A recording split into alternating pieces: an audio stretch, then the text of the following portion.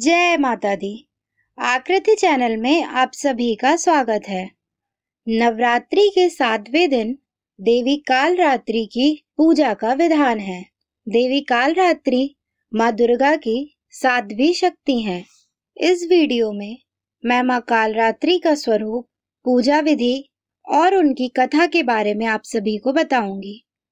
देवी कालरात्रि को काली, महाकाली, भद्रकाली, भैरवी, रुद्राणी, चामुंडा, चंडी भी कहा जाता है।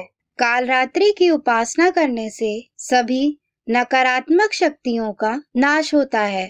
ऐसा कहा जाता है कि देवी कालरात्रि का नाम लेने से ही भूत, प्रेत, पिशाच पलायन कर जाते हैं।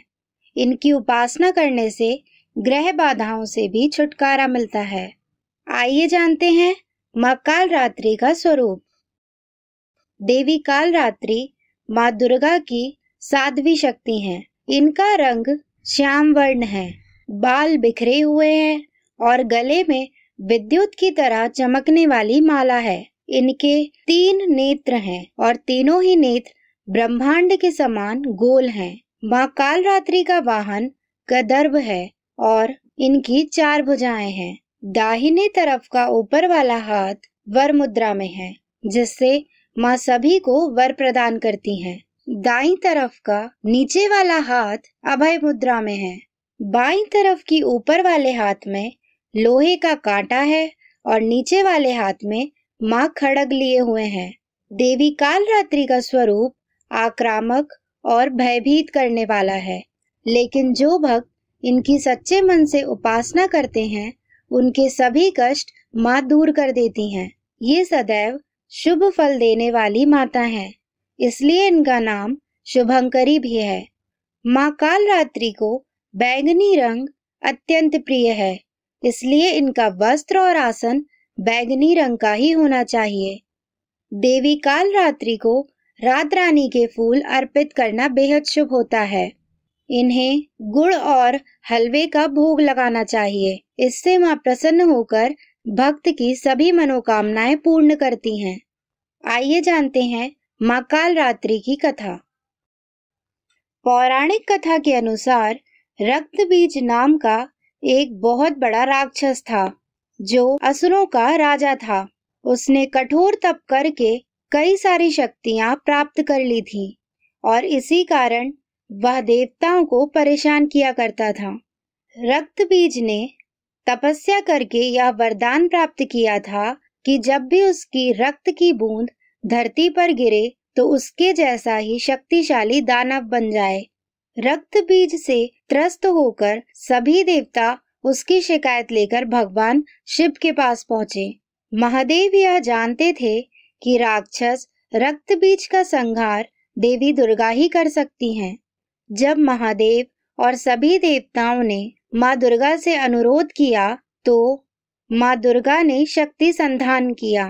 देवी कालरात्रि की उत्पत्ति माँ दुर्गा के तेज से हुई है। इसके बाद देवी कालरात्रि ने रक्त बीज का संहार किया और उसके शरीर से निकलने वाले रक्त को माँ कालरात्रि अपने खप्पर में भर लिया करती थीं। इस तरह माँ कालरात्रि ने रक्त बीज की एक भी बूंद पृथ्वी पर नहीं गिरने दी और उसका वध कर दिया। रक्त बीज को समाप्त करते हुए माँ क्रोधित हो गई। माँ इतनी क्रोधित हो गई कि उन्हें शांत करना भी मुश्किल हो गया। काली माँ का यह रूप विनाशकारी हो सकता था, इसलिए सभी देवता भगवान शिव के पास पहुँचे और बोले कि आप ही माँ का क्रोध शांत कर सकते हैं। माँ काली के क्रोध को शांत करना महादेव के लिए भी आसान नहीं था, इसलिए भगवान शिव काली माँ के मार्ग पर लेट गए। क्रोधित महाकाली ने जैसे ही भगवान शिव के ऊपर अपना पांव रखा तो वे झिझक कर ठहर गईं और उनका गुस्सा शांत हो गया। इस प्रकार भगवान शिव ने देवताओं की सहायता की और माँ काली के गुस्से को शांत किया, जो सृष्टि के लिए भयानक हो सकता था। जय माँ कालरात्रि। हम आशा करते हैं माँ कालरात्रि आपकी सभी मनोकामनाएं पूर्ण करें। उम्मीद करती हूँ आज की यह कथा आपको जरूर पसंद आई होगी। जय माता दी लिखकर हमें कमेंट बॉक्स में जरूर बताएं। यदि आप पहली बार यह वीडियो हमारे चैनल पर देख रहे हैं तो हमारे YouTube चैनल को सब्सक्राइब करें और यदि Facebook पर सुन रहे हैं तो आकृति पेज को लाइक करें। धन्यवाद।